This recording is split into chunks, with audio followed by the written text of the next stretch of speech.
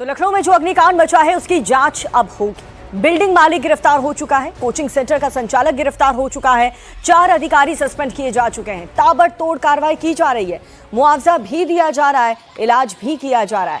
मगर सिस्टम का इलाज कौन करेगा?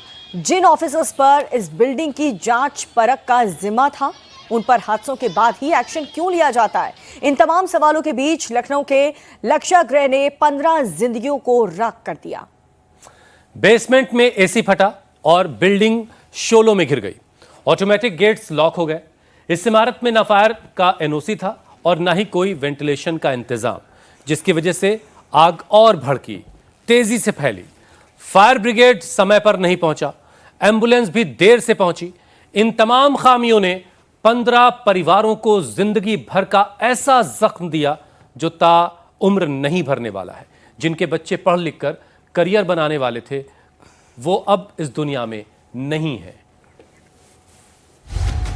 लालच और लापरवाही 15 बच्चों की जान ले ली।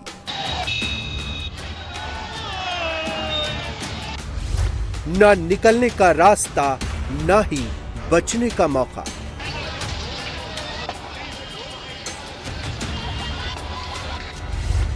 ना फायर, ना एनओसी, बिल्डिंग चल कैसे रही थी?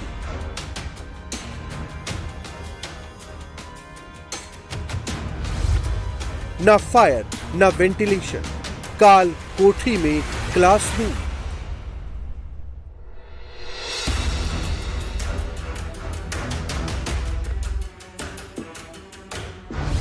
मां के सामने मर गया बेटा, ये दर्द चीर देगा कलेजा। 15 बच्चे खत्म हुए, उसमें हमारा भी बेटा था। 15 लोगों की दुनिया उजड़ गई। मैं बुढ़ापे लाती सहारा चला गया। बच्चों को बना दिया लाश, आखिर कितने गुनहगार?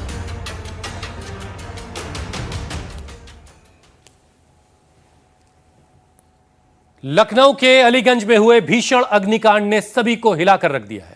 इमारत से निकली लपटों ने 15 जिंदगियां लील ली। 20 से 30 साल की उम्र के बच्चे जो हुनर सीख रहे थे, इमारत में इसीलिए वहां पहुंचे थे और वहां से जब निकले तो लाश बनकर निकली। अब देखिए, इस अग्निकांड की जांच तेज हो गई है। लपटों में पूरी तरह से जल चुकी इमारत को सील किया जा चुका है। सीएम योगी आदित्यनाथ के आदेश पर गठित एसआईटी की टीम मौके पर पहुंची। सीएम योगी के आदेश पर पूरे अग्निकांड की जांच के लिए 2 सदस्य की एसआईटी बना दी गई है और इसे 7 दिन के अंदर अपनी रिपोर्ट सौंपने के लिए कहा गया। एसआईटी अपनी जांच रिपोर्ट सीधे मुख्यमंत्री को सौंपेगी। इससे पहले फॉरेंसिक टीम मौके पर पहुंची और मौके वारदात से सैंपल इकट्ठा किए गए। पुलिस ने 6 लोगों के खिलाफ एफआईआर दर्ज की है। 4 लोगों को गिरफ्तार कर लिया गया है। बिल्डिंग का जो ओनर है वीरेंद्र शुक्ला, वो भी इसमें शामिल है। इसके अलावा लखनऊ के अफसरों के खिलाफ भी कार्रवाई शुरू हो गई है। 4 अधिकारी अब तक सस्पेंड किए जा चुके हैं।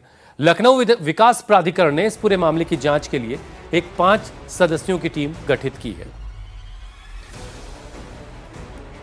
तो जांच तेज हो चुकी है। एलडीए की, लखनऊ डेवलपमेंट अथॉरिटी के लोग मौके पर पहुंचे। इससे पहले फॉरेंसिक टीम ने मौके पर जाकर के सैंपल कलेक्ट किए। अब तक 4 लोगों को गिरफ्तार किया जा चुका है और 4 अधिकारी भी इस मामले में सस्पेंड हुए हैं। लखनऊ के अलीगंज में जिस इमारत में 15 बच्चे जिंदा जल गए हैं, उसकी 4 तस्वीरें हम आपके सामने रख रहे हैं। ये 4 तस्वीरें हैं।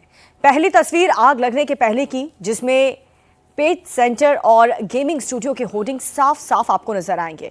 दूसरी तस्वीर उस वक्त की है जब इमारत में आग लगी और वहां पर फंसे बच्चे तार के सहारे नीचे उतरते हुए नजर आ रहे हैं। तीसरी तस्वीर को देखिए, ये उस वक्त की है जब इमारत पूरी तरह से लपटों में घिर गई थी। और आखिरी तस्वीर, ये उस वक्त की तस्वीर जब इमारत पूरी तरह से जलकर खाक हो चुकी थी।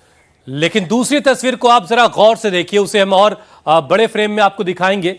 जब ये पूरी इमारत आग की लपटों में घिरी थी, बच्चे अपनी जिंदगी बचाने के लिए एक जंग से लड़ रहे थे। कुछ बच्चों ने ऊपर से छलांग लगा दी, जिनको गंभीर चोटें आई हैं, जो इस वक्त अस्पताल में भर्ती हैं। एक बच्चा जो है वो सरिये पर गिर गया और सरिये से जख्मी होने की वजह से उसकी बैकबोन में भयानक इंजरी हुई है।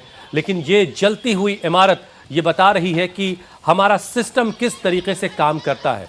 एक इमारत जो लखनऊ के अलीगंज जैसे इलाके में है, इस इमारत में बच्चों को पढ़ाया जा रहा था, जहां पर 40 से ज्यादा स्टाफ भी काम करता था, वहां पर एक ही एंट्री और एक ही एग्जिट था, जहां पर ऐसी किसी स्थिति से निपटने का कोई इंतजाम नहीं था। एनओसी, फायर एनओसी नहीं थी। और जैसा कि हमारी सहयोगी रुचि ने हमें बताया था कि लगभग 2000 स्क्वायर फीट का एरिया है जिसमें इमारत बनी है, और 2000 स्क्वायर फीट के एरिया में 1300 स्क्वायर फीट एरिया में ही बिल्डअप किया जा सकता है। ये नॉर्म्स एंड कंडीशन कहते हैं। ऐसे में इस तरह की इमारतें कैसे खड़ी हो जाती हैं, और अधिकारियों की निगाह तब पड़ती है जब इस तरह के हादसे हो जाते हैं, जब इस तरह से लोगों की जानें चली जाती हैं। ये दो तस्वीरें देखिए, हादसे से पहले सब कुछ कितना अच्छा नजर आ रहा है। ऐसा लग रहा है कि यहां पर बच्चों की जिंदगी संवारी जाती है, यहां बच्चों की जिंदगी को पंख दिए जाते हैं। लेकिन इसी इमारत में जलने से 15 परिवार उजड़ गए।